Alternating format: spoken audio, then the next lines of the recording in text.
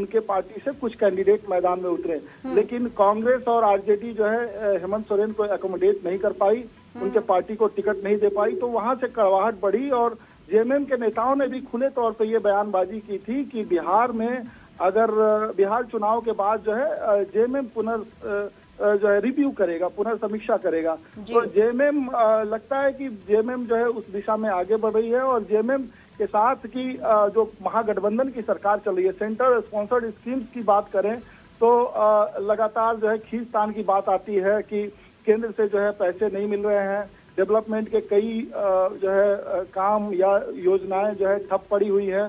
दूसरी जो है जो सोशल वेलफेयर स्कीम्स में जो है एक बड़ा बजट जा रहा है मैया योजना में। तो इन सारी चीजों को लेकर हेमंत सोरेन को कंसर्न है कि जो विकास का कार्य है, किसी बड़े जो है योजना की शुरुआत नहीं हो रही है।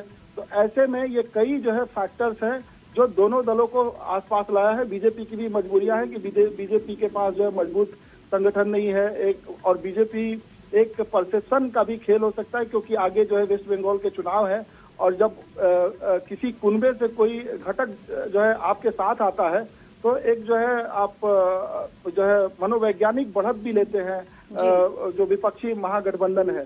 तो विपक्षी महागठबंधन से अगर जेएमएम जैसा मजबूत दल जो है बीजेपी के साथ आता है तो उसका एक दिवाकर जी हमारे साथ आप बने रहिए। बीजेपी के प्रवक्ता प्रतुल शाहदेव जी हमारे साथ जुड़ चुके हैं। प्रतुल जी, ये सूत्रों के हवाले से जो बड़ी खबर सामने आ रही है, इसे आप कैसे देख रहे हैं?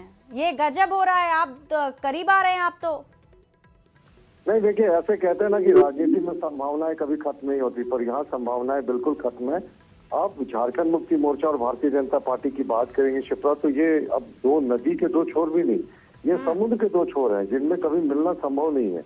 वो तुष्टीकरण की राजनीति करते हैं साहब, हम राष्ट्रीयता की राजनीति करते हैं।